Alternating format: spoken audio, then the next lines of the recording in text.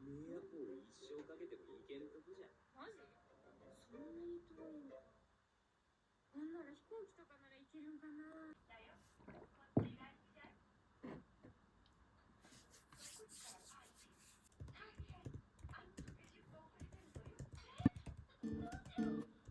아침이 다 지나가고 오후가 다 돼가는데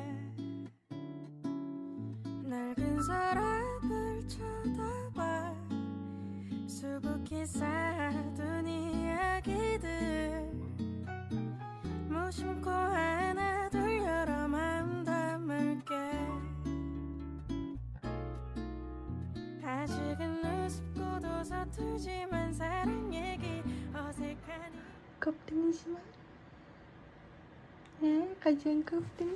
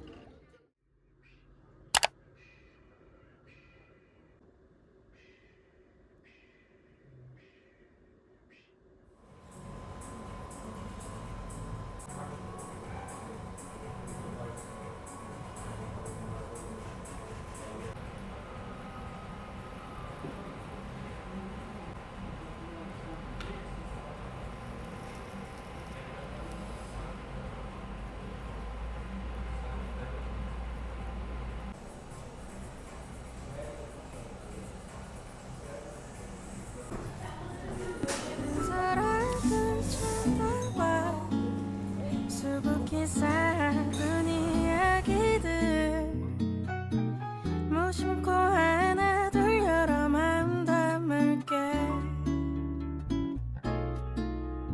아직은 우습고도 서툴지만 사랑 얘기 어색한 이야기가 오고 갔던 사람 얘기 지나간 시간 속에 홀로 나만 변했나봐요 그때는 아무것도 아니었던 추억 얘기 얼마 전 새삼스레진 한 속마음 얘기도 이제 나 슬쩍 답장 한번 해볼게요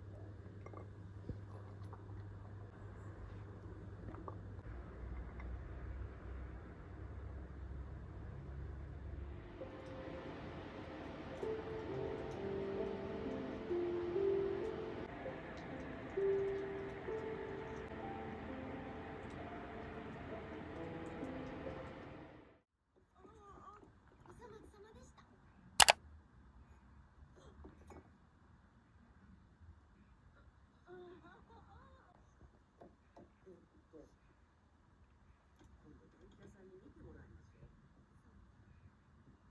そういえば、ゆうべお父様とお母様から電話がありました。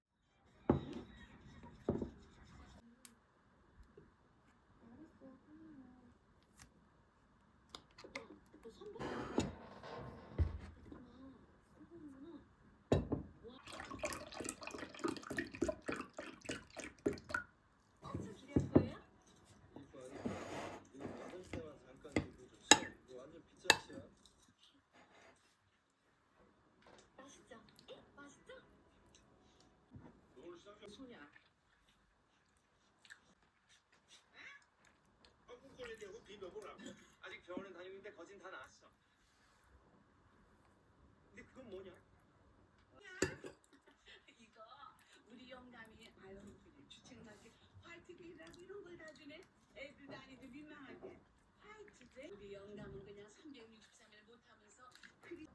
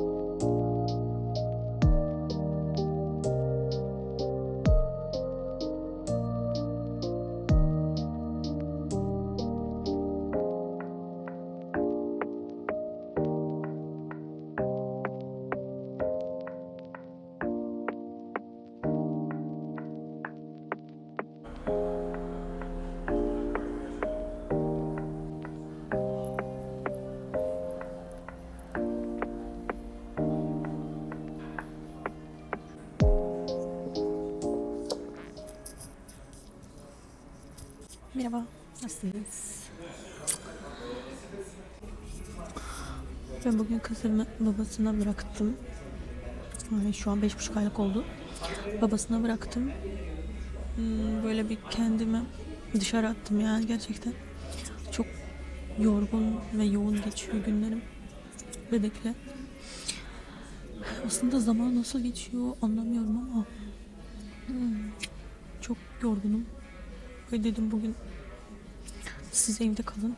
Ben bir dışarı çıkıp gezeceğim deyip kafeye geldim. Yani çok ihtiyacım vardı böyle güzel bir kahveye falan. Kahvemi aldım, bir tane tatlı aldım. Geldim oturdum. Öyle yazacak şeylerim vardı, onları yazıyorum. Bir de kitap getirdim. Ahmet Ülkü'nün Yırtıcı Kuşlar Zamanı diye kitabı. Bu kitaba başlamıştım. Şimdi onu devam ediyorum. Güzel bir kitap. Ahmet Ümit kitaplarını çok seviyorum zaten. Bu benim 3. kitabı olacak. Aslında sırasıyla okumak istiyordum.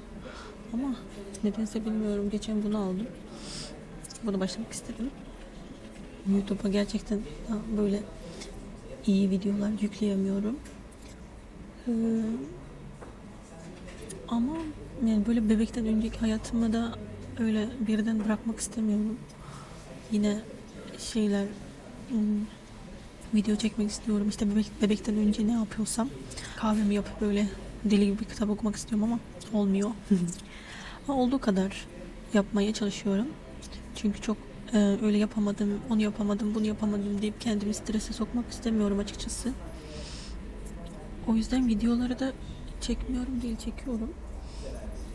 Ama sürekli aynı şeyler olunca insan bir şey oluyor yani. Nasıl yapsam acaba, koysam mı koymasam mı YouTube'a diye düşünmeden edemiyorum. Bugün de buraya geldim. Değişiklik oldu. Ya biraz bana gerçekten iyi geldi. Burada da biraz video çektim, işte yazacak şeylerim vardı, onları yazdım. Şimdi eğer biraz vaktim kalırsa kitabımı da okuyacağım. Öyle. Siz neler yapıyorsunuz? Önümüzdeki aylarda böyle güzel videolar gelecek inşallah. Bazı bir planlarımız var. Onları gerçekleştireceğiz ve orada da işte biraz video falan çekeceğim. Onları yüklemeye çalışacağım. Yani daha doğrusu çekmeye çalışacağım ve yüklemeye çalışacağım. Gerçekten dediğim gibi evde video çekmek biraz zor. Yani şu an havalar da iyi değil. Hep bulutlu böyle kar yağıyor ama tutmuyor. O daha da sinir bozucu. O yüzden yani biraz havalar iyi olunca da böyle dışarı çıkacağız. Dışarıda daha çok işte videolar falan çekebilirim. Bu aralar pek video çekemiyorum ve yükleyemiyorum. Takip ettiğiniz için, izlediğiniz için çok teşekkür ederim. İnşallah yakında, yani önümüzdeki aylarda güzel videolar çekmeye çekeceğim. YouTube'a başladığımda hiç öyle işte izlenme sayısı çok yüksek olsun, işte çok takipçi gelsin falan diye öyle başlamadım. Hani video çekmeyi çok seviyorum. Böyle evin bir köşesinde güneş vuruyor ya da çok güzel bir kahve ya da kahvaltı yapıyorum. Onları çekiyorum. Sonra benim bunları bir yere aktarmam lazım. Sonra işte böyle içimdeki o video çekme şeyini bir dışarı aktarmam lazımdı. Sonra eşimin önerisiyle dedi YouTube'a yükle istersen. Orada kalır. Yani sana da ana olarak kalır. Yani izlense de izlenmese de. Sonra açıp baktığında diyeceksin böyle şeyler yapmışım. Öyle dedi. Sonra ben de düşündüm, taşındım. Biraz utandım. Yani çekindim, yani utandım değil, çekindim biraz. Sonra işte dedim yükleyeyim, işte telefonda kalmasın burada. Yani silinip gideceğine buraya yükleyelim falan. Günlük yaptıklarımı, işte çektiklerimi öyle paylaşmak istedim. İzlediğiniz için de çok teşekkür ederim. Dediğim gibi inşallah yakında güzel videolar çekeceğim. Biraz havalar iyileşsin. Kızımın da şu an uyku şeyi biraz nasıl desem, uykusu biraz tam oturmadı daha. İşte öğlen uyutuyorum. Eskiden 3-4 saat uyuyordu öğlen uykusunu. Şu an biraz geriledi. 1-2 saate şey yaptım. Hani ben onu uyutup öğlen yemeği yapıyorum, işte bazen yapacak işlerim var, onu yapıyorum. Öyle böyle derken bir de gece uykusu da çok geriledi. Gece uykusu da iyi olmayınca sabah hani çok uykumu alamadan kalkıyorum. Gün boyunca da işte bebekle yalnız ilgilendiğim için o da hani beni çok yoruyor.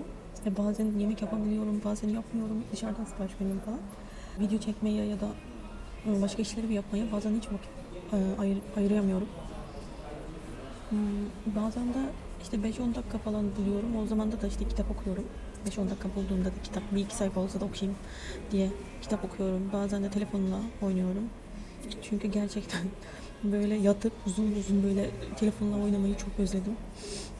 Gece bebeği uyuttuktan sonra hani o yorgun düşüyorum ve ben de direkt uyuyakalıyorum. Başka işlerimi yapamıyorum.